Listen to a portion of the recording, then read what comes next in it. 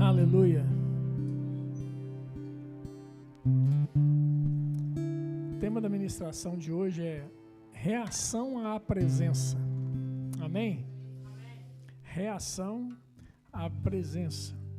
E você pode abrir sua Bíblia comigo, por favor, em Lucas capítulo 5. Lucas 5. Glória a Deus. Mas é bom, amém?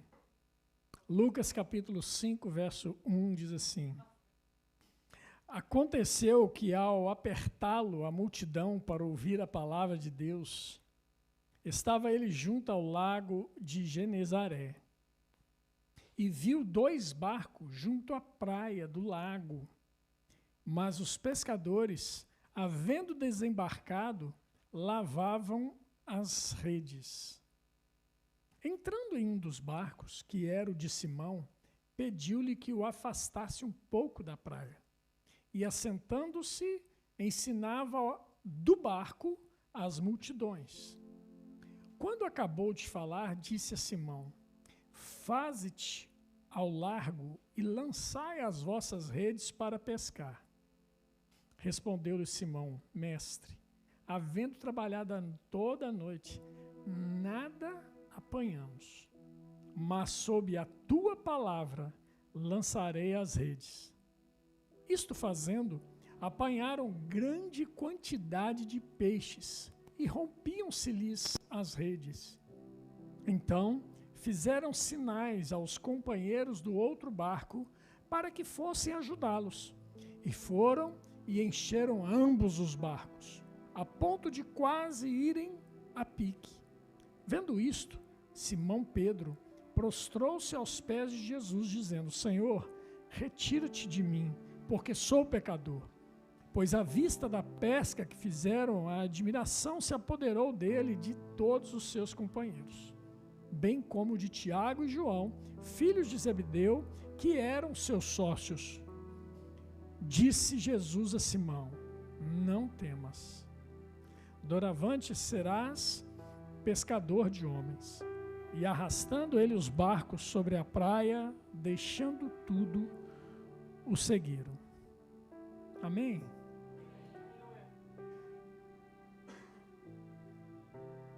Qual a sua reação, qual a nossa reação, quando a gente se depara com situações que não são favoráveis? Quando está tudo favorável, né? Como é que está aí? Tudo favorável. Mas quando não está tudo favorável, como é a minha reação? Como é a sua reação? Como que a gente se porta diante de uma aparente adversidade? Olha que interessante esse texto, e eu quero meditar um pouco nesse texto com vocês, e eu vou voltar aqui em alguns versículos para a gente ir meditando e pensar juntos aqui nesse quadro que nós estamos vendo.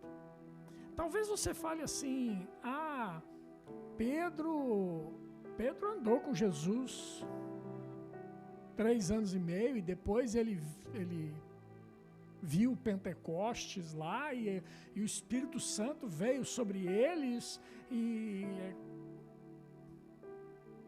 nesse momento aqui não, irmãos.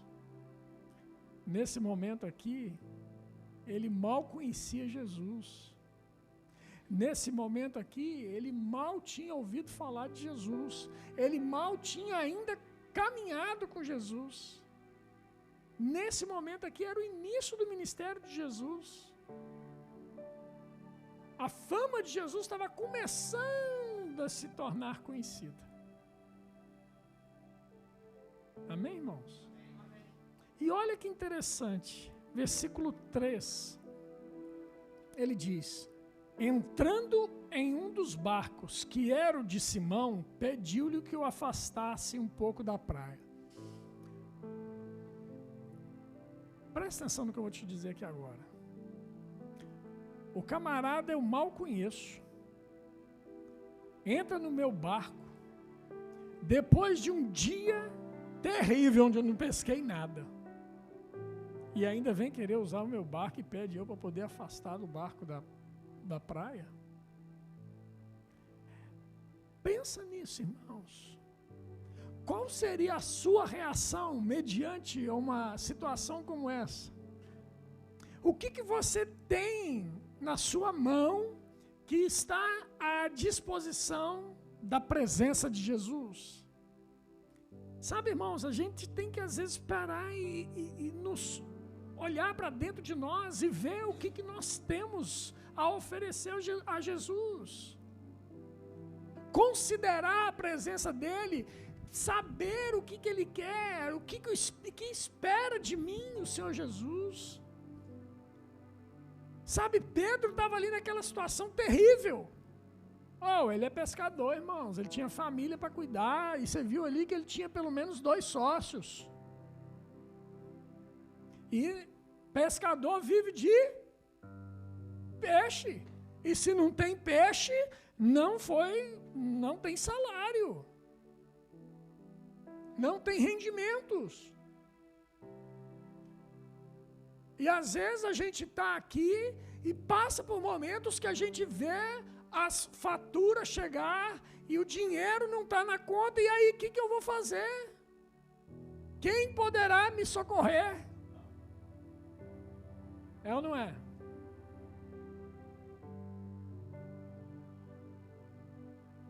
E às vezes a gente esquece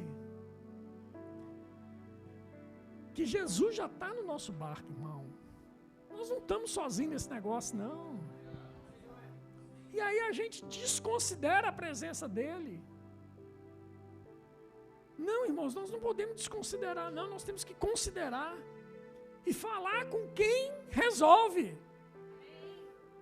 Quem pode resolver a sua situação é o Senhor Jesus. Pai, me dá uma ideia, me dá uma luz, me dá um entendimento, me dá uma direção, me dá uma inspiração.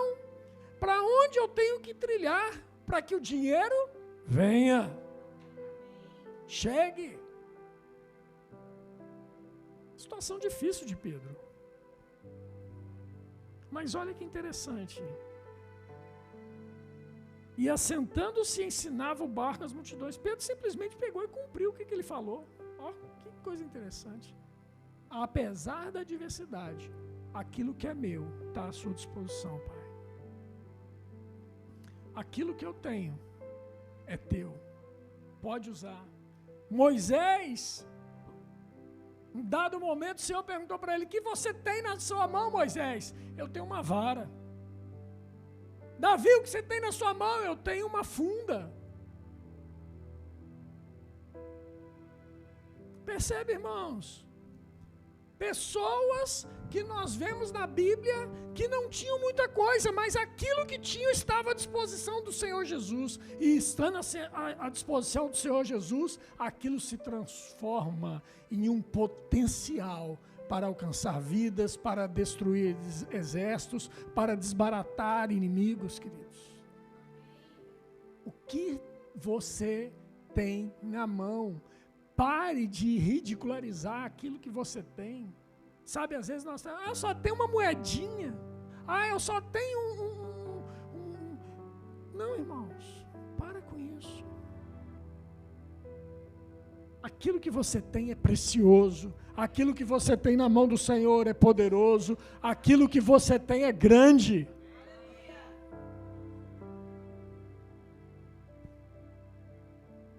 Na minha área que eu trabalhava no Brasil, na área comercial, a gente fazia muita distribuição de amostras. E a primeira coisa no treinamento que eu ensinava para as meninas na hora da distribuição, eu falava assim: olha, nunca, mas nunca você diga para os nossos clientes se você aceita uma amostrinha. Não é uma amostrinha. É a amostra, enche a boca para dizer que aquilo é a amostra, aquilo é alguma coisa de valor. Valorize o que você tem, valorize o seu produto, valorize a sua marca, valorize aquilo que você tem na mão, querido. Valorize. Pai, eu tenho isso. Está aqui nas tuas mãos, Pai. O que é meu, eu coloco a teu serviço. Oh, aleluia. Foi isso que Pedro fez. E olha que interessante. No versículo 4, o Senhor Jesus pega, depois dele emprestar o barco, ele vira e fala assim, ó Pedro, faz o seguinte, lança as redes ali. E Pedro olhou assim para ele, irmãos, se tem uma coisa que pescador sabe, é pescar. Jesus entendia de pescar? Nada.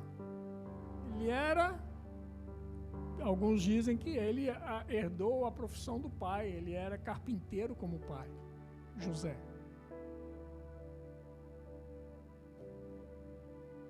Ele não sabia nada de pesca, mas Pedro sabia de pesca. E ele sabe, e qualquer pescador sabe que você pesca é de madrugada. Não é depois que o sol já está a pino. É ou não é, Eduardo? Não é? Eduardo entende de pesca também. Não é depois que o sol do meio-dia. Você pesca de madrugada. E se você não pescou na madrugada, esquece. Não adianta você ficar ali dando banho na rede, não. Ou na minhoca.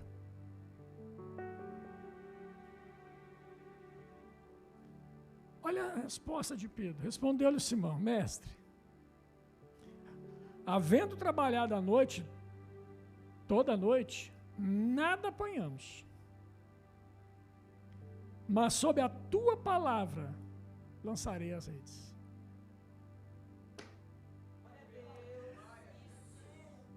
Nada apanhei. Eu sou pescador e eu sei que agora, se eu lançar, não vai dar nada. Mas eu sei também que uma palavra do Senhor pode mudar a história da minha vida. E por esta palavra é que eu vou lançar essa rede de novo com o sol do meio-dia na minha cabeça. Não interessa se no natural o peixe não vai para a minha rede, mas agora, pela tua palavra, a minha rede vai encher. E eles foram. E lançaram as redes. E você já leu aqui comigo e viu que veio tanto peixe, irmão. Veio tanto peixe. Que as redes começaram a se romper. Eles precisaram chamar outros barcos. Vem! Acorde aqui! Ajuda aqui! Ei, irmão. Agora era a hora de você, aleluia, glória a Deus. Se a gente tivesse espaço, você já dava uma carreira aqui. Sabe por quê, irmão? Deixa eu te falar uma coisa. Aquilo que você tiver de direção na intimidade com Deus, e Deus falar para você, você vai fazer.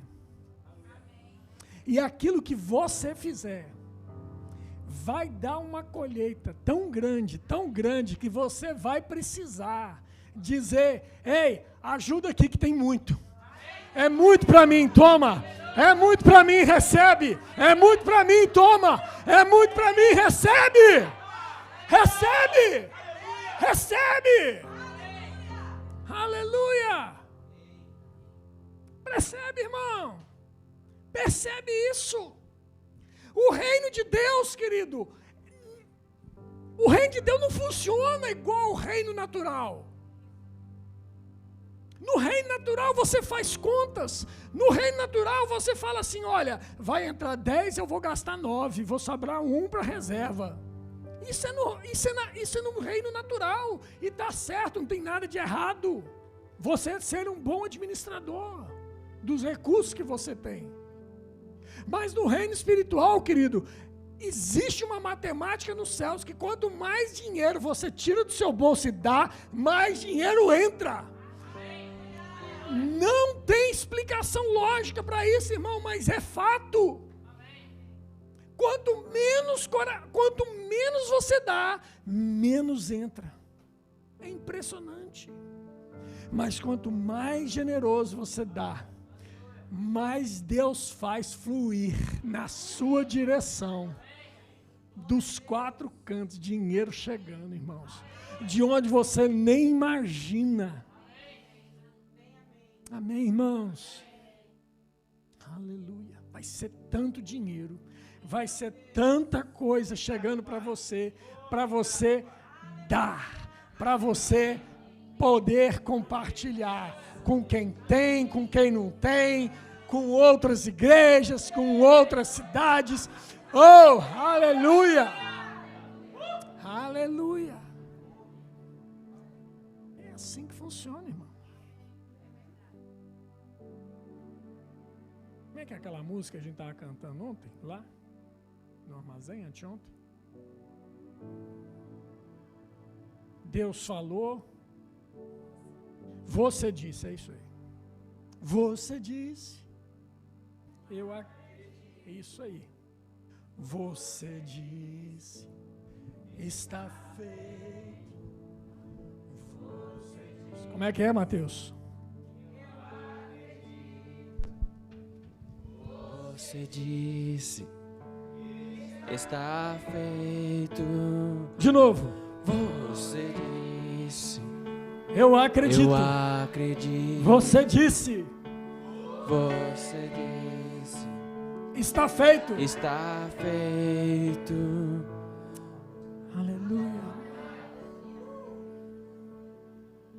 Irmãos, essas coisas a gente descobre na presença.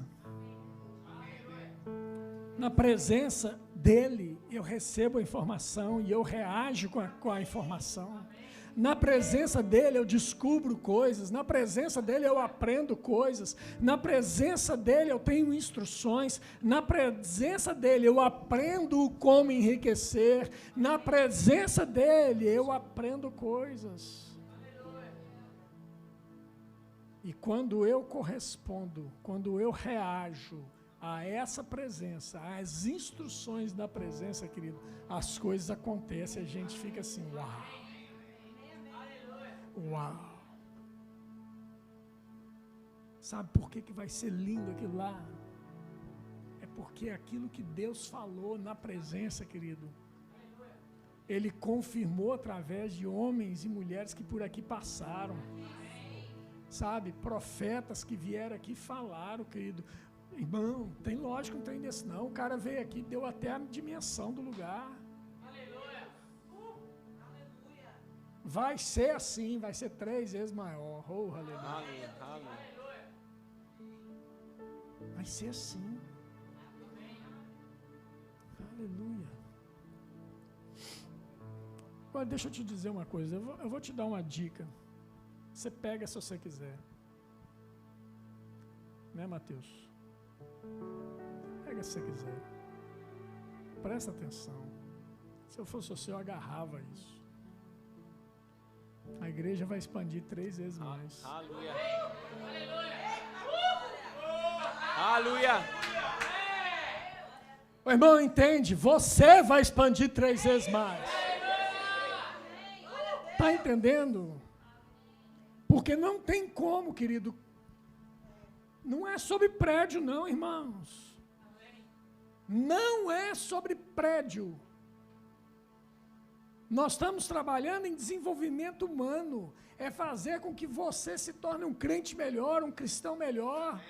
Para que você possa ser um ser humano cada vez melhor. Então, querido, você é o melhor marketing do céu. Então se prepare para você expandir 3 vezes mais. Se prepare, irmãos. O prédio é simplesmente uma desculpa para eu e você expandirmos. Amém, irmão? Aleluia. Versículo 8. Olha que interessante. Versículo 8. Vendo isto, Simão Pedro prostrou-se aos pés de Jesus, dizendo: Senhor, retira-te de mim, porque sou pecador. Sabe, irmãos, condição de Pedro. Pedro estava na antiga aliança. Pedro vivia na antiga aliança ainda. Então a condição dele era a condição de um homem pecador que ainda não tinha recebido a redenção em Cristo Jesus. Amém, irmãos? Então quando ele vê aquilo, ele reconhece que não poderia ser alguém tão importante que fizesse aquilo que não fosse um profeta, no mínimo um profeta. Mas ele reconhece Jesus como Senhor. Senhor, retira-te de mim, porque tu és, porque eu sou um pecador. Ei, querido, na presença de Jesus, a gente se desnuda, ou pelo menos deveríamos nos desnudar de toda a armadura, da gente chegar diante dele sem qualquer sentimento, sabe, de culpa ou condenação, como se o pecado jamais tivesse existido. Isso que diz lá em 2 Coríntios capítulo 5, verso 21, aquele que não conheceu o pecado, Deus o fez pecado por nós, para que nele fôssemos feitos justiça de Deus. O que é ser justiça de Deus? É justamente isso. É eu poder entrar na presença dele sem qualquer culpa, sem qualquer sentimento de culpa ou condenação, como se o pecado jamais tivesse existido. Isso Pedro não podia ter feito ainda. Por quê? Porque Jesus não havia morrido por ele ainda. Mas eu e você, nós podemos entrar na presença dele. Por causa da redenção, por causa da sua morte na cruz, por aquilo que ele fez de uma vez por todas, para sempre, para que nenhum sacrifício mais fosse necessário. Ele morreu, se deu, se entregou por nós, para que nós fôssemos salvos daquilo que era mortal, para que nós fôssemos salvos daquilo que nos condenava à morte, do nosso pecado. Agora eu posso chegar na presença dele, querido. Você pode entrar na presença dele sem qualquer sentimento de culpa ou condenação. Porque o pecado já não pode mais te escravizar. O pecado já não faz mais parte da sua vida. Aleluia. Aleluia. Ah, pastor, mas eu tenho tentado andar uma vida de santidade. Eu confesso para o senhor que eu ando 364 dias no ano ali, sem pecar. Mas tem sempre um dia no ano que eu erro, que eu vou e peco. Deixa eu te falar uma coisa, querido. Se você dormir numa garagem, não fará de você um carro. Assim como se você pecar, não vai fazer de você um pecador. É um erro e que você pode confessá-lo ao Senhor Jesus e abandoná-lo, e segue em frente. Percebe, irmão? Aleluia. Porque essa não é a sua condição. Essa não é a sua condição. Você não é um pecador redimido, querido. Você é um santo do Senhor. Ele fez isso por você. O Senhor Jesus conquistou isso por nós, e nós não podemos desmerecer ou minimizar aquilo que Ele fez, que custou a Ele tão alto preço.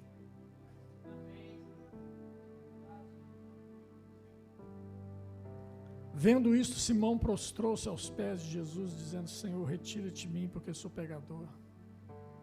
Pois à vista da pesca que fizeram, a admiração se apoderou dele. Sabe, irmãos, você vai se admirar tanto com aquilo que Deus vai fazer na sua vida.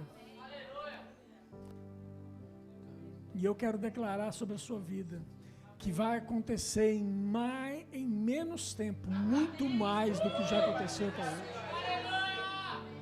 Quero declarar isso sobre a sua vida, que aquilo que para alguns levou tempos e tempos, para você vai ser mais rápido.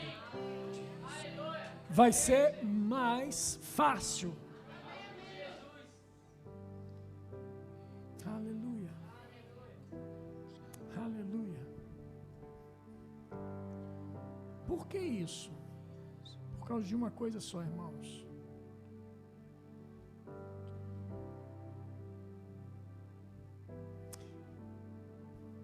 Hoje eu estava com Lise, voltando do ginásio, fortão lá.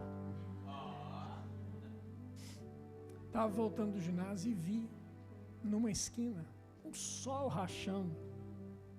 Um sol para cada um. E lá, nessa esquina, tinha uma dupla de testemunhas de Jeová, fazendo aquele trabalho que eles fazem, que você já conhece. Admirável sob todos os aspectos. E vocês também já viram aí, por aí, andando por aí em duplas, aqueles dois que andam sempre de camisa branca e gravatinha preta, são os mormons, né? Também fazem esse tipo de trabalho. O que eles estão fazendo? Eles estão fazendo o marketing deles. Divulgando o trabalho deles. Divulgando a religião deles. E se você, quando você pega e vê um muçulmano, você vê que eles têm tanta seriedade naquilo que eles fazem.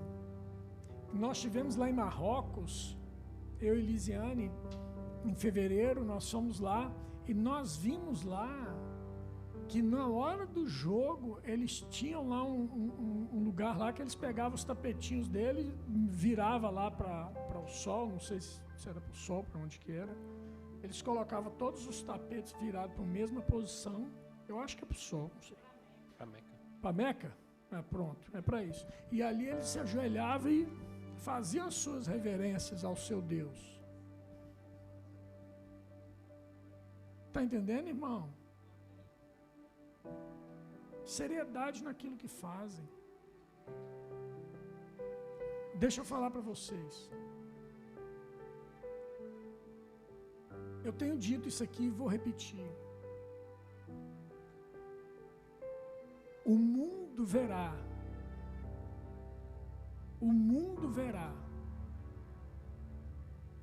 que Jesus e Deus são um, quando nós formos um.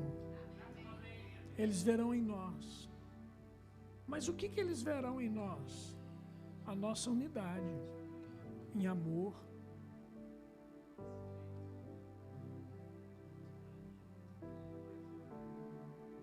Amém? Eles olharão para nós, querido, e verão em nossas vidas o que você tem. Eu quero que você tenha. Eu vejo que você tem uma luz assim em cima de você. Eles verão essas coisas, irmãos. Eles verão que... Por que as coisas dão tão certo para você? Por que tudo dá certo? Tudo que você toca vira ouro. Parece que você tem um toque de Midas. Tudo que você toca vira ouro. Tem um livro aí, Toque de Midas, eu te aconselho. Melhor livro que eu já li, disparadamente, sobre prosperidade bíblica.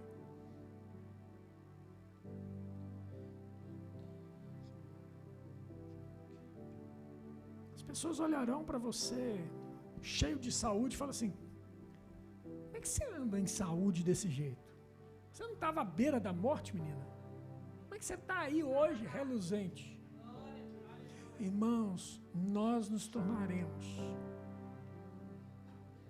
o melhor marketing dos céus.